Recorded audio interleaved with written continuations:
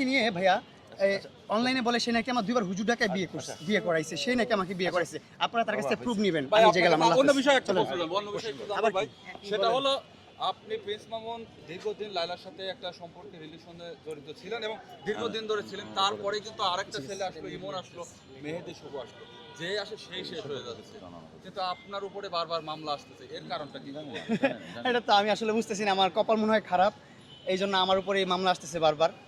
আর বাদ বাকি আইনগত কোনো বিষয় যদি জানতে চান তাহলে এখন জিজ্ঞাসা করতে পারেন, কারণ এখানে সিনিয়র লার্নেট আছে। এখানে ক্যামেরা ট্রায়াল চলতেছে, তো এটা বাইরে কিছু বলা এখন নিষেধ, এখন আচ্ছা, ওকে, বলা যাবে না। আপনার কাছে জানবো, আপনি প্রিন্স মামুনের সাথে বরাবরই আমরা জানি আপনি প্রিন্স মামুনের সাথে আইনজীবী, আপনি আমরা একটু আপনার কাছে জানতে চাইবো যে আসলে এই যে প্রিন্স মামুন বারবার তাকে নিয়ে যে মামলা হচ্ছে, কোর্টে আসতেছে, এই বিষয়টা নিয়ে একটু আপনার কাছে জানবো, যেহেতু আপনি সিনিয়র আইনজীবী। আমি আসলে এখন মামলাটা ট্রায়াল শেষ হোক, তারপর আমি বাকি আমার মানে ক্যামেরা ট্রায়াল চলতেছে, এখন এটা বাইরে কোনো কিছু মামলার ভিতরে বিষয় আবার লার্নেট ভাই আবার ক্যামেরার সামনে এত কথা বলে না, ঠিক আছে। এটা সব কথা হবে ভিতরে, আদালতের ভিতরে।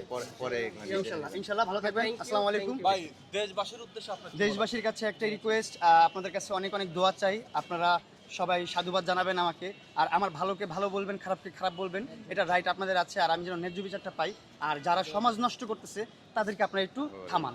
আল্লাহ হাফেজ।